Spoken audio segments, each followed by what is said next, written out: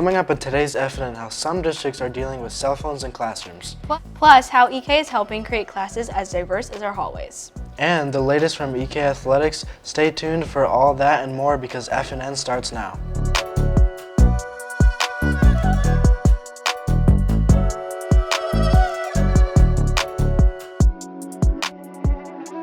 Happy Monday, Falcons. I'm Christian. And I'm Gabby. With more schools implementing phone bans, students and educators are starting to wonder, is it making a difference? We decided to find out. Some students believe it helps them focus, but others think it's a step too far.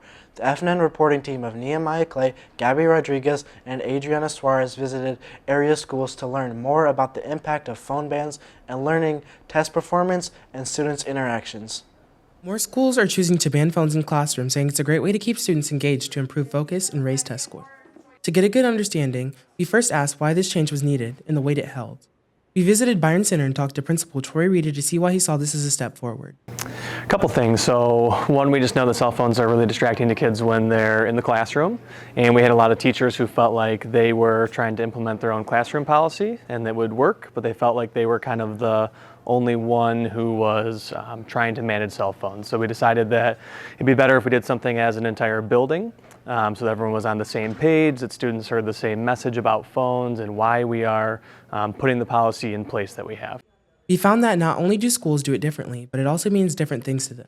At Northview, Vice Principal Brent Dickerson talks about the social aspect this ban has made for them. We're not taking them away, we're not banning them, we're not saying leave it in your locker, leave it at home. We're letting them still have them during passing time, lunchtime, those types of unstructured times. But we're just using it as a time that in the classroom when we should be focused on learning or classroom discussion. I think it's a really effective way to remove that temptation from hearing their phone. Lots of people have pointed out emergencies that can occur or medical situations where a phone is needed. Troy Reedy says it's simple. As far as benefits and challenges, there's been far more benefits, I would say, overall. We're seeing a lot of really positive outcomes from the new phone policy. Challenges, there's always some exceptions, right? There's students who need their phone for medical purposes or other things, and we've worked through a couple of those situations. There's only been a couple. We have about 1,400 kids here in the building. We have, I think, maybe 2 or 3 medical exemptions overall.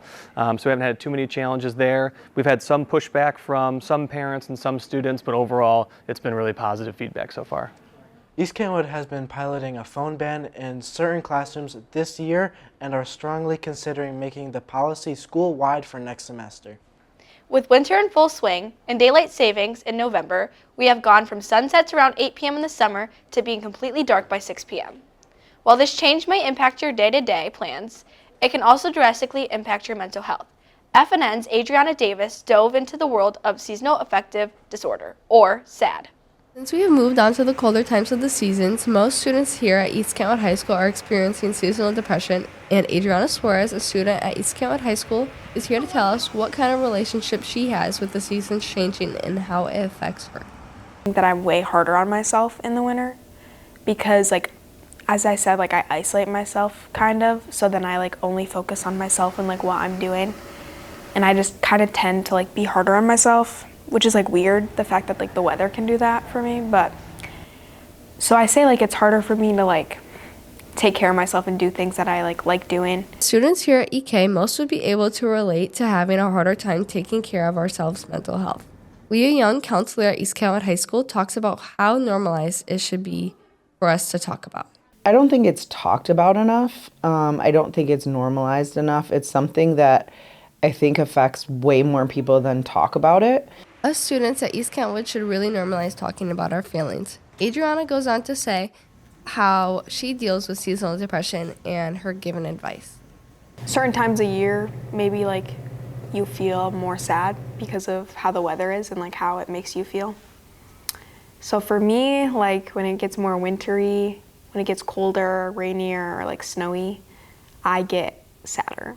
As you pass by your classmates or sit next to your partners in class, keep an open eye out on any odd behavior, or if noticed, report it to a teacher or counselor to help. Just kind of being aware of your surroundings and people and willing to, even if you don't want to approach another student, willing to say to a teacher hey, I noticed so-and-so is not doing well, or come to the counselor like, hey, I noticed this student isn't doing well, here's their name, and then we can reach out to them and just kind of say, hey, just want to check in with you. We don't have to say who told us or anything like that, but just want to check in on you. It seems like you might not be doing well this week, and just to kind of open that line of communication. The school year can get rough at this time of year for students and teachers. Try motivating one another as the seasonal depression rolls in. Some of the best things you can do to try and counteract the impacts of SAD include spending time with family, friends, and trying to get outside in the sunlight.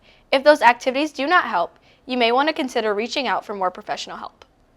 With the diversity of East Kentwood, it's important that students are not only exposed to diverse cultures in the hallways, but also within the classroom. FNN's Silas Mitchell set out to learn more about some of East Kentwood's newest class options, such as AP African American Studies, which sets out to explore history through a different viewpoint. According to National Education Association, there are 27,000 high schools in the United States, and only 700 of them offer AP African American Studies. And 20 of those schools are in Michigan, and one is right here at East Kentwood. 2023 National History Teacher of the Year, Matt Vriesman teaches AP African American Studies here at EK. For him, the passion of teaching came from his love for history. The important role that everybody plays in understanding this if we're going to actually have a democracy. So the commitment to democracy came first, the passion for history came first, and then like the anger of like how I actually didn't understand any of the stuff that I thought I was interested in. I was kind of mad that no one had told me this before. So, being the most diverse high school in Michigan, classes like these are important because we have students from all across the world learning about African American culture. What is also important is having the right teachers teach the subject. Teaching is not for everyone. Based on schoolsthatlead.org, over 270,000 teachers are expected to quit a year. Mr. Vriesman shared a story about what motivates him to come to work every day. Bus, like this is it's a pretty bad day for you as a teenager, right? So why would you do that? You know, why? You're a 15-year-old, and her answer is just so profound. And I don't have the quote off the top of my head, but I do know this. Her quote does say, I had too much black history in my head, right? That's a powerful statement. She said, Sojourner Truth was pushing me down on one shoulder, and Harriet Tubman's pushed me down on the other. And I couldn't move. I was glued to my seat. I had too much black history in my head. So anyway, when you hear a story like that, you're like, whoa, the revolutionary power of truth. Also here at East Kentwood, we offer an ELA collective called African American Literature, where students get to dive into African American stories and dissect the meaning of those stories. This class is taught by Ms. Darwin. She talks about the emotions she feels while teaching a course that may have students that are unaware of their culture and the importance of having Black voices in literature. I think literature is a great tool or lens to investigate other perspectives, and it helps us cultivate empathy for people that aren't like us. And I think the thing that surprises me the most is when students aren't informed as much as I thought that they would be about their own history. And that's kind of shows us why it's important to include Black voices in our mainstream English classes as well, not just in the elective course. With all these opportunities to learn more about African American history, you should try to enroll in these classes with these great teachers. At EK, I'm Silas Mitchell. If you have interest in either of those classes, be sure to reach out to your counselor to explore your options for next semester. As students get to nearing the end of the semester and the stress of exams and final grades may be increasing, FNN reporter Christian Salas Salinas dove into how attending and spending time in after-school groups can help keep students motivated and focused in school. Going to the GR First Youth Group is fun and helps students build connections in and outside of their school. Students struggle every day with the school and social life balance. Leaders at the church take this into consideration and use the resources they have to try and help their students day to day. The task of the leader and the student is not an easy one. And here at Grand Rapids First, leader Terrence Brown tells us about the ways in which he as a leader guides his students. I think, this right here, doing this interview is a great way, I think, that I'm helping students excel. But also I think I'll do random, with the students I mentor, I'll do random grade checks on their phones just to see how they're doing in school. But I'll also give them history of my past in high school or middle school, about how I was a bad student and I had to get my stuff together. And so just speaking from personal experience, I think. The youth group leaders offer their help and support through their small groups, and they check in on the students as the week goes on. Students are able to feel comfortable talking about their grades with their small group leaders because of the connection they have with their students. All of the leaders have been through the same struggles current students go through every day.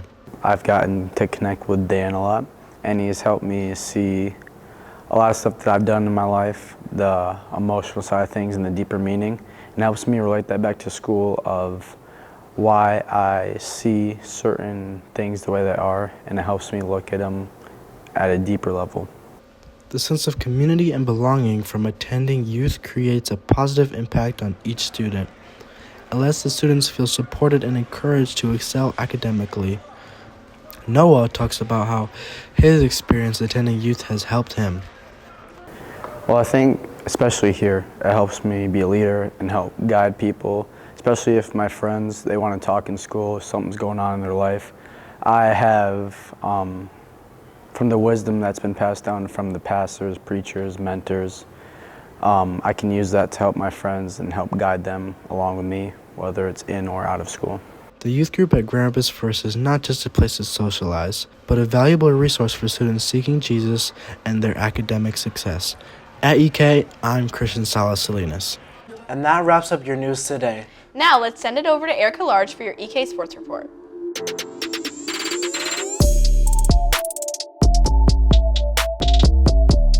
What's up, Falcons? It's your girl Erica, and this is your EK Sports Report. Let's get things on the court. From Falcon Madness, we got boys and girls basketball. East Kentwood's cheer team, dance team, and both of our basketball teams came together and celebrated the beginning of the winter season with the annual Falcon Madness event. This event showcased the future of basketball with both elementary and middle school participants and also the Little Falconettes. By the end of the night, our boys basketball team had a great scrimmage showing a preview of this year's team. Our team looks a little different from last year regarding the class of 2024 and a few transfers, but we are looking forward towards this season with a very young team. After a solid weekend of play, the boys are off this week before hitting the road next Tuesday against Lloyd Norwich and then facing Ann Arbor Pioneer here at EK on Thursday. Your Lady Falcons had their first game at Byron Center Tuesday night. Senior Jazzy Ward led the way, hitting that easy layup and leading the Falcons with 17 points. The ladies went on to win a close one, 37-32. And after a solid weekend performance, the girls hit the road tomorrow to play South Christian. Well, that does it for today's sports report. We'll see you back here Friday with the latest from your winter sports teams. Now let's flip it back to the deck.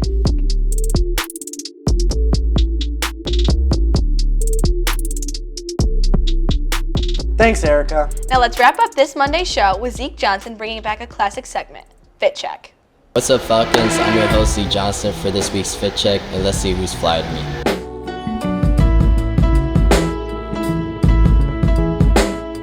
What's up, Falcons? Today I'm here with Kai Stevens, and she's going to give us a fit breakdown.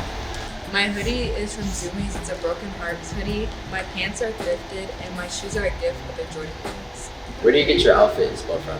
I get my outfit inspo from Pinterest. Where do you shop mainly? I should mainly shop on Depop, thrift stores, and then like Zoomies, Urban Outfitters. And then what fashion advice do you have for people watching? I would just say don't let others' opinions decide like what you want to wear, how you want to be. Alright, sounds good. Thanks, Kai, for being on our first episode of Fit Check. And I'll get back with you guys. And that does it for today's show. We'll be back on Friday with more. But until then, make sure to follow us on Instagram and subscribe to Falcon News Network on YouTube, where you can catch sports live streams, previous episodes, and other great content. Plus, check out the posters around the school to tune in to our radio station and check out our Spotify podcasting channel. We'll see you back here on Friday.